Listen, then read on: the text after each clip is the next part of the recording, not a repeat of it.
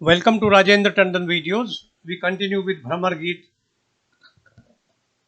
written by Surdas, who was a 16th century Hindu devotional poet and singer, known for his lyrics written in praise of Krishna.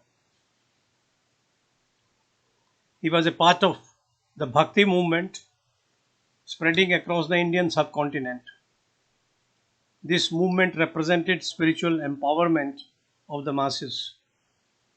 Some other poets of this movement were Tulsidas, Mirabai, and Kabir. Surdas wrote thousands of verses, all in praise of Krishna, and each one competing with the other in similes and metaphors which were exclusive. Krishna, who had been brought up by Yashoda and Nanda in Gokul and had played with the cowherds and cowmaids for almost 12 years, had left for Mathura to fulfill his mission of killing the evil king Kansa, who happened to be his maternal uncle also.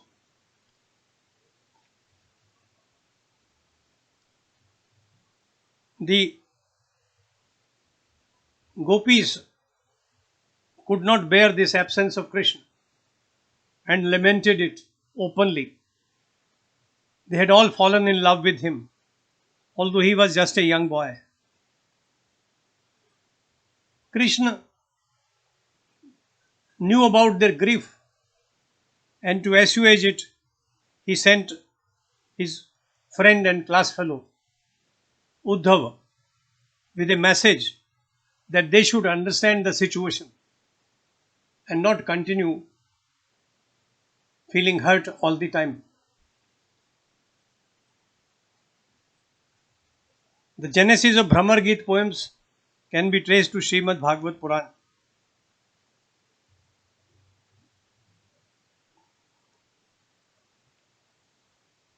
When the gopis assembled to talk to Uddhav, they repeatedly chanted Krishna's name. Meanwhile, a black bee droned into this assembly.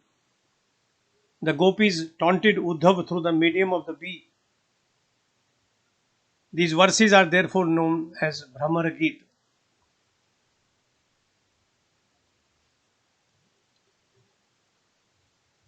Uddhav is conversant with Yoga and Brahmagyan and is not even distantly conversant with Bhakti, Amor, Prem.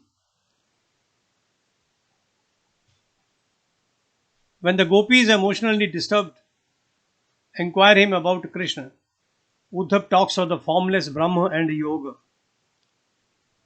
This irritates the gopis no end. They angrily compare Uddhav with the black bee and taunt him while addressing all their taunts to Brahmara. In the verse that we are taking up today, the gopis express their helplessness.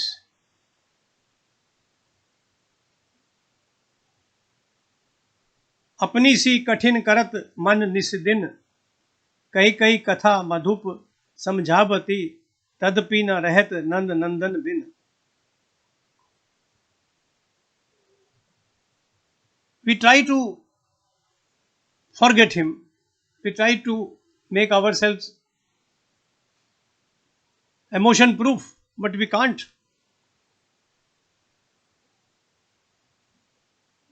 Again and again, we tell stories about Nanda Nandan, Krishna.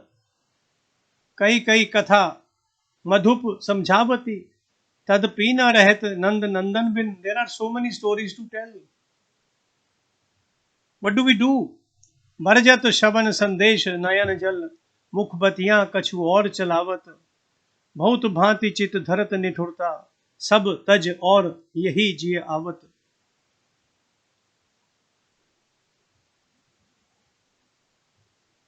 We wait to hear his message, but our minds are inflamed.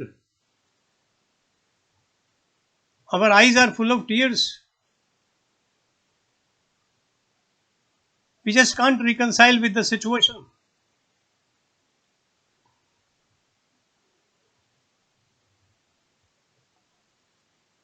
कोटि स्वर्ग सम सुख अनुमानत हरि समीप समता नहीं पावत.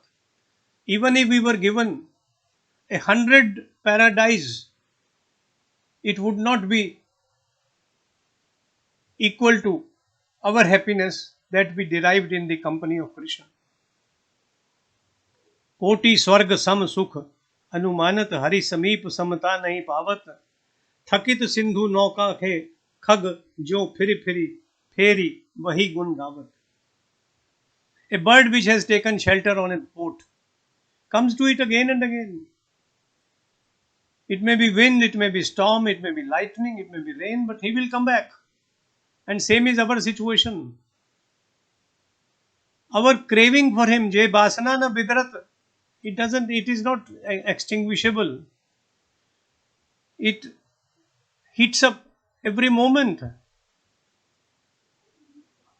We do not even die. We do not wish to die because he might come again. We are very hopeful. Lovely images in this verse.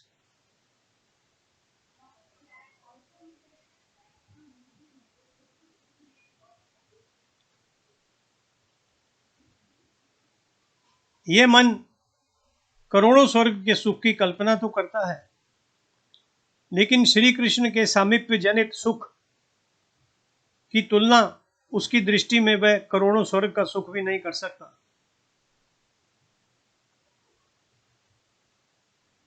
हमारा मन अन्य सुखों से थककर समुद्र के जहाज पर बैठे हुए पक्षी की भांति अंततः लौटकर पुनः श्री कृष्ण के उसी आनंद के निकट आ जाता है, उन्हीं का गुण अनुवाद किया करता है.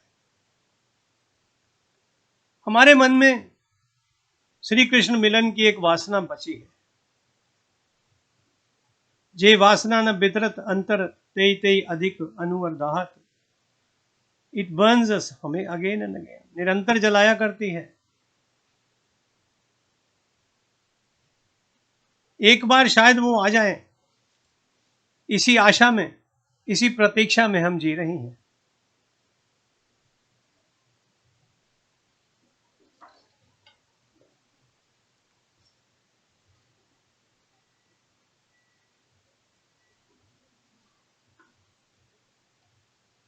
भ्रमर गीत is a fabulous combination of virha, grief of separation, Gyan and Bhakti. It is a composition in the face of which Gyan takes a back seat. Here the entire logic of yoga accepts defeat. All that remains is absolute devotion, Bhakti and Bhakti alone.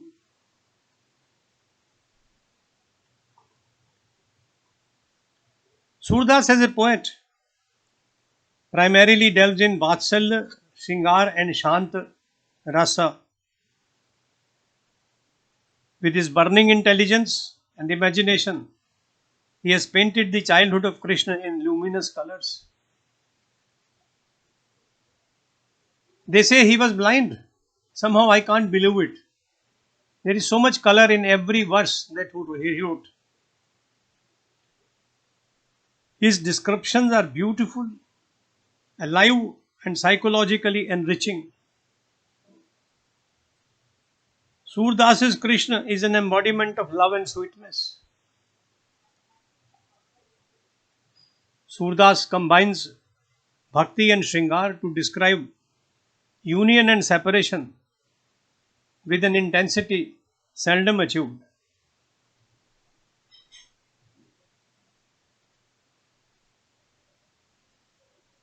The conversation between the gopis and Uddhav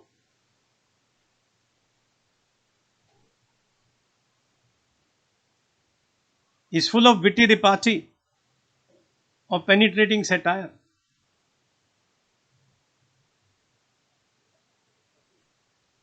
Surdas's verses not only reach a pinnacle of emotional content, but are also rated high for a poet's craft.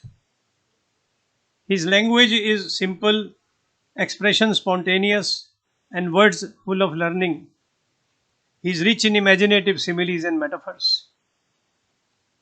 In this particular verse, we have noticed how he describes the mind of the gopis as if it was a bird coming back on the deck of a ship again and again, waiting for good weather, feeling at home in the environment.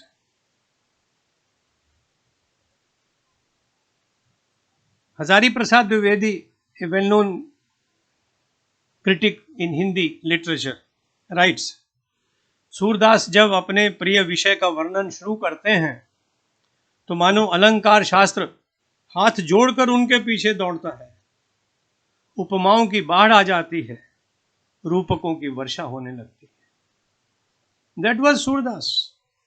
He is one of the greatest of Hindi poets, a man who could write almost 100,000 verses, although they say he was blind.